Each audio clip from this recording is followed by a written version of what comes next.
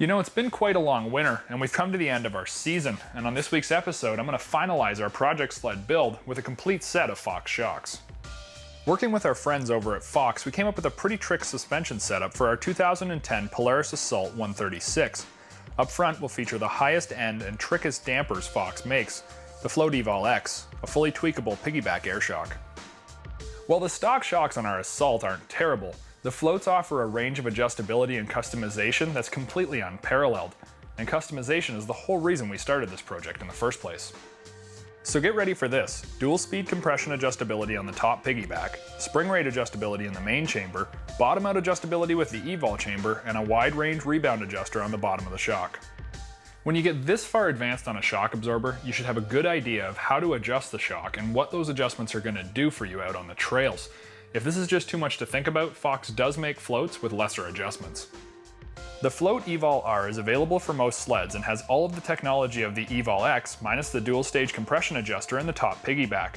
And if you still want the weight savings, great ride quality, and huge drool factor, but aren't interested in spending your time playing with settings, the base model Fox Float or Fox Float 2 are great entry choices, offering better than stock performance and rebuildability. On the back of our sled, we're going to ramp up performance, shave off weight, while at the same time allowing better and easier adjustability. On the front arm, we'll be featuring a custom-built and valved float air shock, allowing infinite air adjustability. Cranking the spring on a front arm shock can be hard to do, as the space is very tight. With the float front arm shock, we not only save weight, but adjustment is as simple as hooking up the air pump and releasing the weight from the rear. The front arm shock on the rear of your skid does the majority of the work in the suspension department, as it takes the initial hit and then works with the rear arm shock when it couples.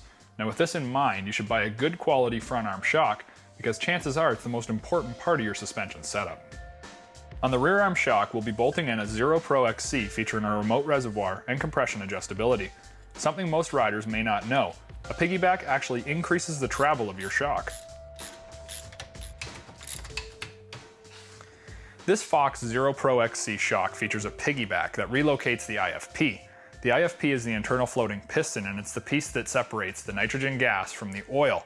When it's put out in the piggyback, it gives you more usable stroke, and when you have more usable stroke, you've got more room for oil, which gives you less fade.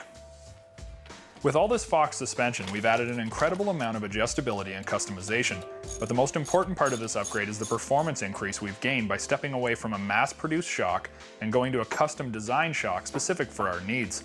While suspension upgrades come at a cost, they will completely alter your sled's performance and give you the biggest ride quality bang for your buck.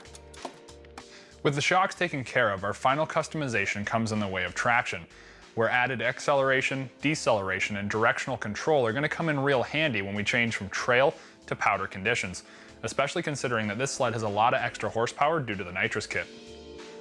In the rear, we'll be installing Woody's Megabyte studs, which are designed to maximize penetration in changing conditions thanks to the 60-degree penetrating carbide and its four-sided flat surfaces.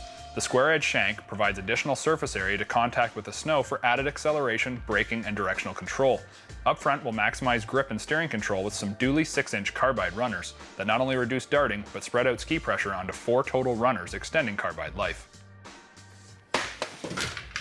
With the traction department taken care of, the only thing left to do on our ultimate crossover build is take you out and show you how the sled rips. The biggest problem? Old Mother Nature hasn't really been liking the cold weather recently, and we don't have a lot of powder.